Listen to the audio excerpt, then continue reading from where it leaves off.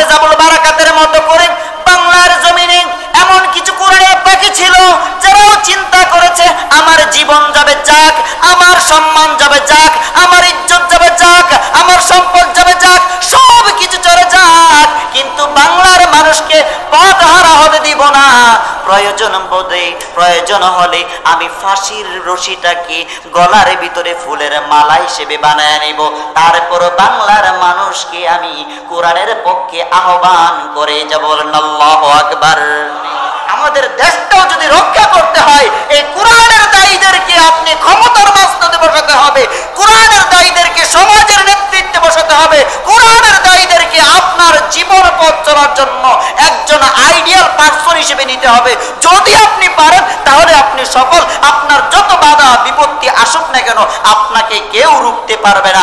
আপনি হাফেজ আবুল বারাকাতের মতো মাথা সোজা করে সমাজে, দেশে, পৃথিবীতে বাঁচতে পার। মালদ্বীপটা ছিল একটা নদী মাতৃক দেশ, নদীর মাঝে চর বেশে ওটা একটা দেশ।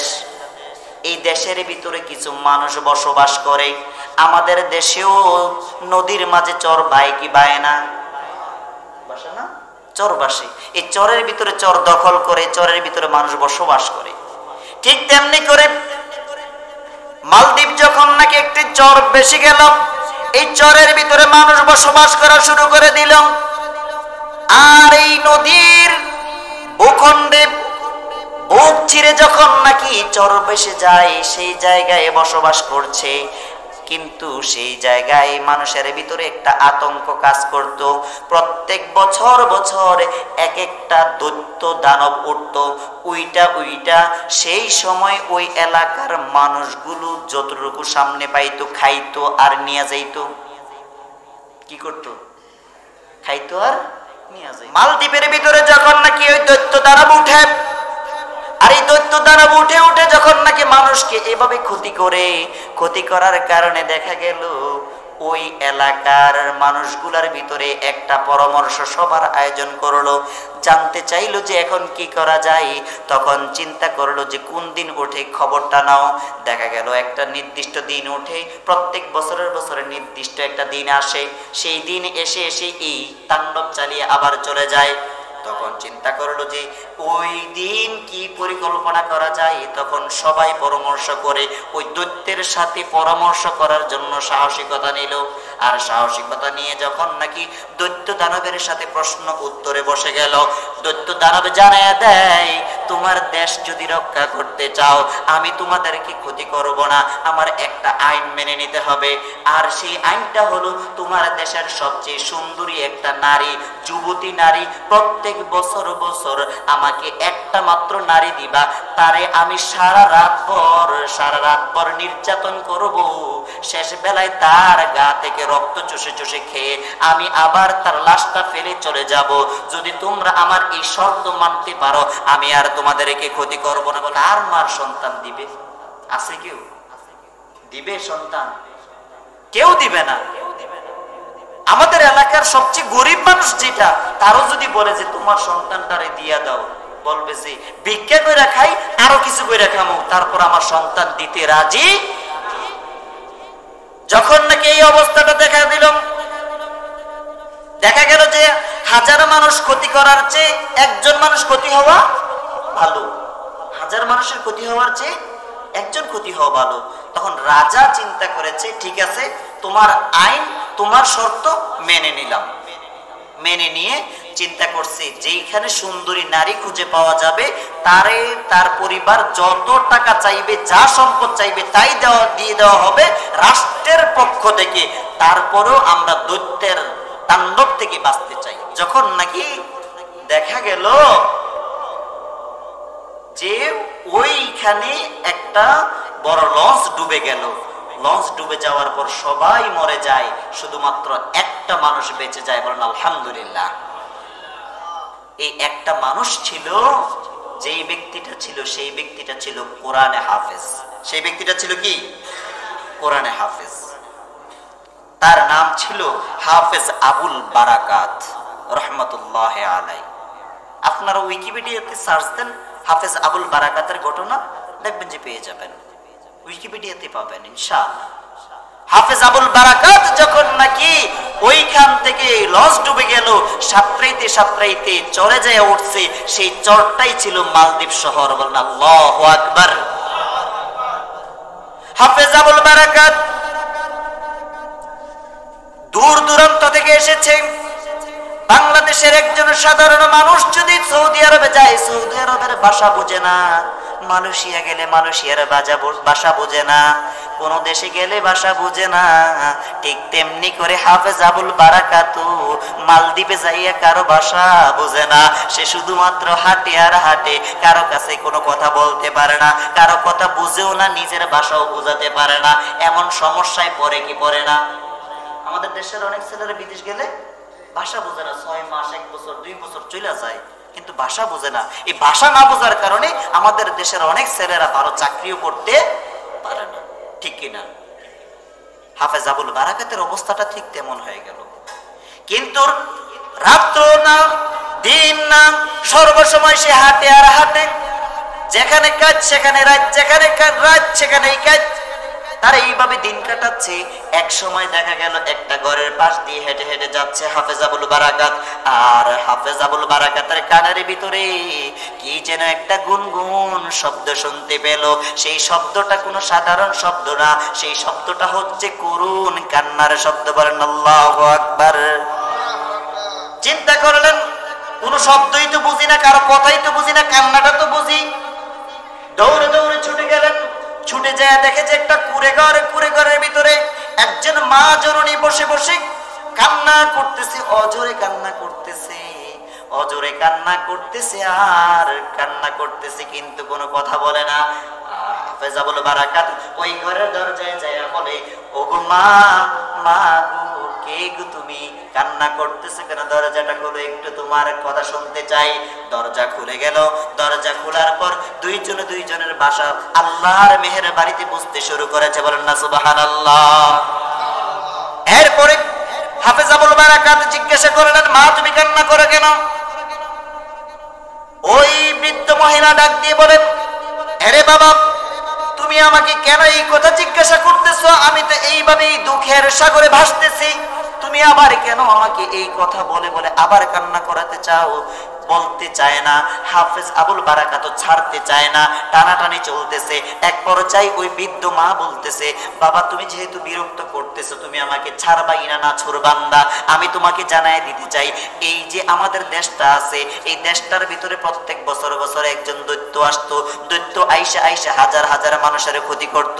আমাদের দেশের রাজারা সিদ্ধান্ত নিয়েছে ওই দৈত্যের সাথে সরা পরামর্শ করবে। সরা পরামর্শের ভিত্তিতে দেখা গেল প্রত্যেক বছর বছর একজন যুবতী নারী দেওয়ার কথা। এই বছর দেখা গেল লটারিতে একটা যুবতীর নাম এসেছে। সেটা আর কেউ নয়, আমার স্বামী নাই, আমার একটা পুত্র নাই, আমার কেউ নাই, নাই নাই নাই কেউ নাই, শুধুমাত্র আমার একটা কন্যা সন্তান। আল্লাহ দিছে তো দিছে, এই কন্যা সন্তানের ভিতরে রূপে গুণে দিয়া এমন সুন্দর কইরা সাজায়া দিছে যা আমি আর ধরে রাখতে পারছি না। রাজার সিদ্ধান্ত হচ্ছে যে আগামীকাল আমার মেয়েটাকে ওই দৈত্যের খাওয়ান হিসাবে দিয়া দিতে হবে। বলেন না নাউজুবিল্লাহ। সাথে সাথে বলতেছেন, হাফেজ আবুল বারাকাত বলতেছেন, মা তুমি এই জন্যই কি কান্না করতেছো? না গো মা, আর কান্না কইরো না, তুমি কান্না থামাও। তোমার কান্না দেখে দেখে আমার বুক ফেটে যায় গো মা। তোমার কাছে একটা কথা বলতে চাই, আমার মুখে দেখো এখনো দাড়ি ওঠে নাই। তোমার মেয়ের মুখে যেমন মেয়ে হওয়ার কারণে দাড়ি নাই, আমি ছেলে হওয়ার পরও কিন্তু এখনো দাড়ি ওঠে নাই। আমাদের সমাজের ভিতরে অনেক হাফেজ ছেলেরা আছে, হাফেজ হয়ে যায়, মুখে দাড়ি ওঠে না, ঠিক কিনা?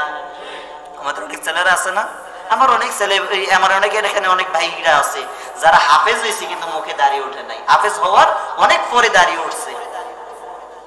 আপনাদের মসজিদে ইমাম সাহেব মালানা হওয়ার পরে এবারে দাড়ি উঠছে, ওনার তো দাড়ি পাইকে লাল হয়েছে, সাদা হয়ে গেছে, কিন্তু এবারে দাড়ি উঠছে কয়েক বছর আগে।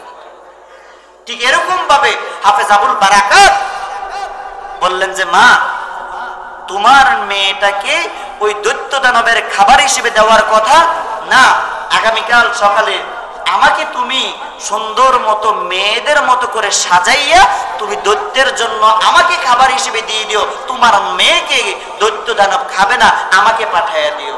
দেখা গেল যে ওই সুন্দরী নারীকেও কেউ দেখে নাই, আর হাফেজ আবুল বারাকাতকেও কেউ দেখে নাই। হাফেজ আবুল বারাকাতকে ওই বৃদ্ধ মা স্বর্ণ গহনা অলংকার দিয়া শাড়ি দিয়া সুন্দর করে সাজায়া বউ সাজায়া বসায়া রাখছে। আর সরকারি বাহিনীর লোকেরা যখন নাকি আসছে, সরকারি বাহিনীর লোকেদের হাতের ভিতরে ওই হাফেজ আবুল বারাকাতকে উঠাইয়া দিছে। কথা ছিল কি মেয়ে দেওয়া না ছেলে দেওয়া? দিছে কি মেয়ে না ছেলে? অনেক ছেলেদেরকে সাজাইলে মেয়ে না ছেলে বুঝার কোনো ক্যাপাসিটি নাই। যখন নাকি হাফেজ আবুল বারাকাতকে এইভাবে সাজিয়ে দেওয়া হয়েছে, আর ওই সরকারি বাহিনীর লোকেরা ওই দৈত্যের দানবের যেই ঘরের ভিতরে খাবার খাওয়ার কথা, যে যুবতী নারীকে দেওয়ার কথা, ওই যুবতী নারী দেওয়া দিয়ে সাজানোর কথা, ওই ঘরের ভিতরে কোন মেয়ে না দিয়া হাফেজ আবুল বারাকাতকে নিয়ে সাজাইয়া বসাইয়া দিছে। বলেন আল্লাহু আকবার। হাফেজ আবুল বারাকাত সেই সময় থেকে যখন দিয়ে এসেছে, তার মনের ভিতরে দুনিয়ার কোনো ভয় নাই, দুনিয়ার কোনো লোভ লালসা কাজ করে না। তার চিন্তা হচ্ছে যে আমি আল্লাহর কোরআন তো দিলে স্থান দিয়েছি, আমি আল্লাহকে তো দিলে স্থান দিয়েছি, আমি আল্লাহকে ভালোবেসেছি, আল্লাহর ভয় অন্তরে আছে, দুনিয়ার কোনো কিছুকে পরোয়া করতে চাই না। আমি আল্লাহর কোরআনের জন্য, আমি মানবতার জন্য জীবন দিয়ে দিয়ে হলেও, আমার জীবন দিয়ে হলেও একটা মায়ের অন্তরে সান্ত্বনার বাণীটুকু পৌঁছে দেব। বলেন আল্লাহু আকবার। ঠিক তেমনি করে হাফেজ আবুল বারাকাতের মতো করে বাংলার জমিনে এমন কিছু কোরআনের পাখি ছিল যারাও চিন্তা করেছে আমার জীবন যাবে যাক, আমার সম্মান যাবে যাক, আমার ইজ্জত যাবে যাক, আমার সম্পদ যাবে যাক, সব কিছু চলে যাক, কিন্তু বাংলার মানুষকে পথহারা হতে দিব না। প্রয়োজন হলে আমি ফাঁসির রশিটাকে গলার ভিতরে ফুলের মালা হিসেবে বানায় নেব, তারপর বাংলার মানুষকে আমি কোরআনের পক্ষে আহ্বান করে যাব। আল্লাহু আকবার। এমন খেলা কি বাংলাদেশে দেখায় নাই? দেখাইছে। ফাঁসির মঞ্চটাকে কোরআনের মঞ্চ বানিয়ে ফাঁসির রশিটাকে ফুলের মালা বানিয়ে গলায় পরে নিয়েছে, হাসতে হাসতে ফুলের মালার মতো গলায় পরে নিয়েছে, তারপরও বাতিলের কাছে বিন্দু পরিমাণ মাথা নত করে নাই, ঠিক কিনা? আজকে তার উত্তরসূরি অনেককে দেখা যায় তার সুর নকল করে, তার পাগড়ি নকল করে, তার মুস্কাটা নকল করে, তার টুপি নকল করে, পাঞ্জাবি নকল করে, কিন্তু আমরা সবকিছু নকল করতে দেখেছি, কিন্তু তার আদর্শ নকল করতে দেখি নাই, ঠিক কিনা? বাংলাদেশে টেকনাফ থেকে তেতুলিয়া, রূপসা থেকে পাথুরিয়া, সারা পৃথিবীর প্রায় 50টি দেশে তাফসীর করেছে, কোথাও কন্ট্যাক্ট করেছে, এমন ইতিহাস আমরা দেখি নাই। আজকে তার সুর নকল করে 70,000 80,000 টাকা ছাড়া স্টেজে উঠেই না, ঠিক কিনা?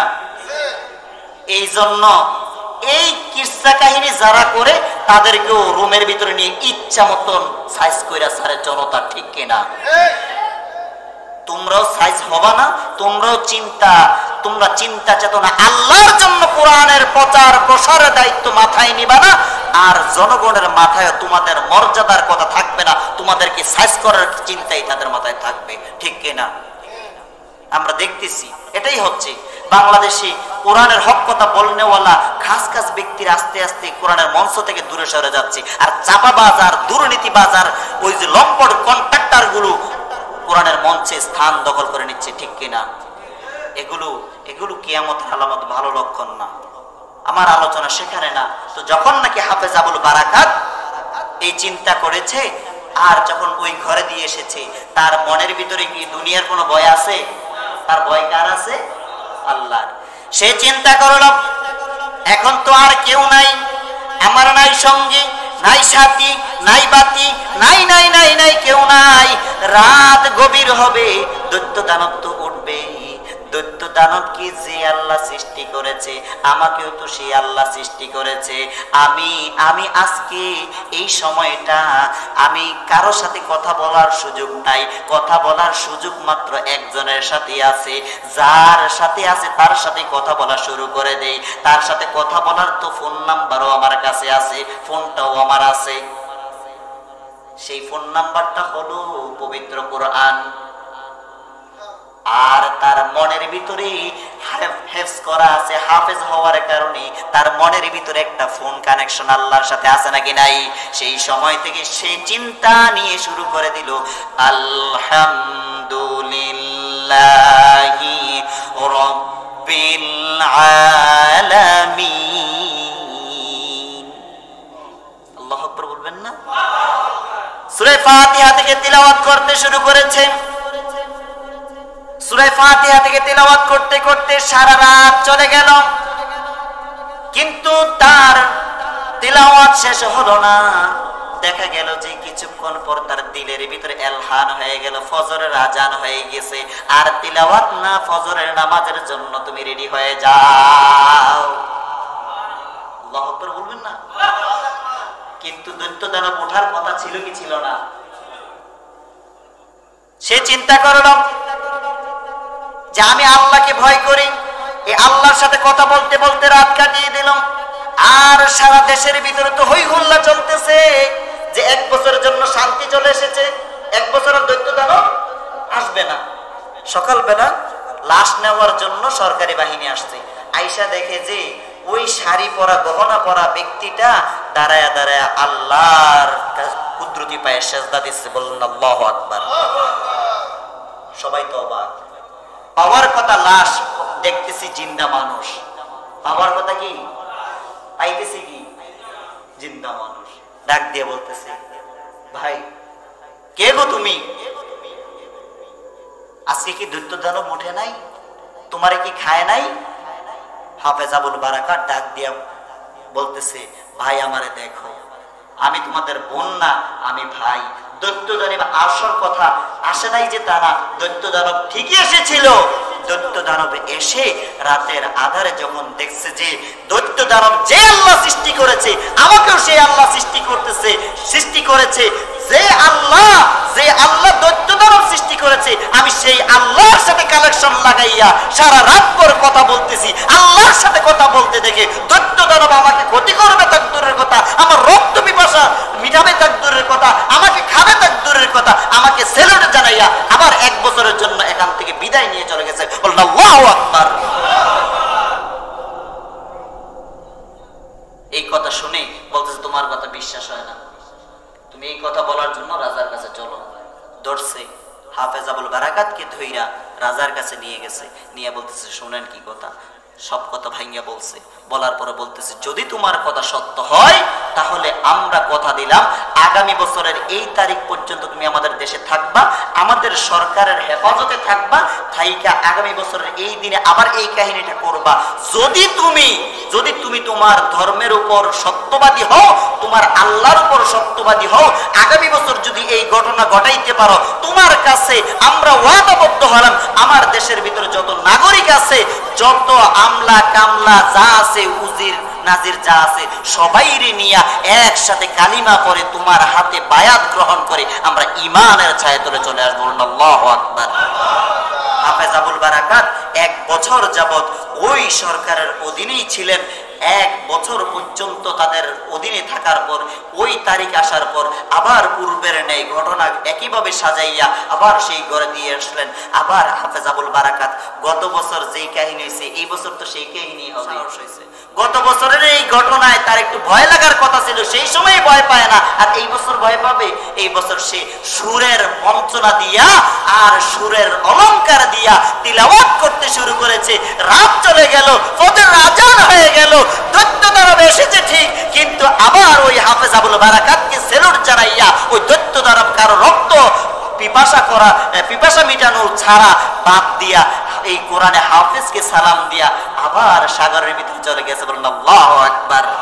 যখন নাকি সকালবেলা আবার এই হাফেজ আবুল বারাকাতকে নিয়ে রাজমহলে উঠাইলেন, উঠাইয়া দেখছে যে হাফেজ আবুল বারাকাতকে নিয়ে দিয়ে আসা হয়েছিল, সেই হাফেজ আবুল বারাকাত সাথে সাথে রাজার মুখের কথা অমান্য করা যায়? বলতেছে, হাফেজ আবুল বারাকাত আমরা বুঝতে পেরেছি তোমার দ্বীন সত্য, তোমার ধর্ম সত্য, তোমার আল্লাহ সত্য, তোমার কোরআন সত্য, সব সত্য। আমরা আর কেউ বাকি রইলাম না, আমরা আর কেউ পিছপা হইলাম না, আমরা আর কেউ মুশরিক রইলাম না, আমরা আর কেউ কাফের রইলাম না। আমাদেরকে পড়ায়া দাও লা ইলাহা ইল্লাল্লাহু মুহাম্মাদুর রাসূলুল্লাহ। কোরআনের হাফেজের কারণে আমাদের দেশটাও যদি রক্ষা করতে হয়, এই কোরআনের দায়ীদেরকে আপনি ক্ষমতার মাঝখানে বসাতে হবে, কোরআনের দায়ীদেরকে সমাজের নেতৃত্বে বসাতে হবে, কোরআনের দায়ীদেরকে আপনার জীবন পথ চলার জন্য একজন আইডিয়াল পার্সন হিসেবে নিতে হবে। যদি আপনি পারেন তাহলে আপনি সফল। আপনার যত বাধা বিপত্তি আসুক না কেন আপনাকে কেউ রুখতে পারবে না।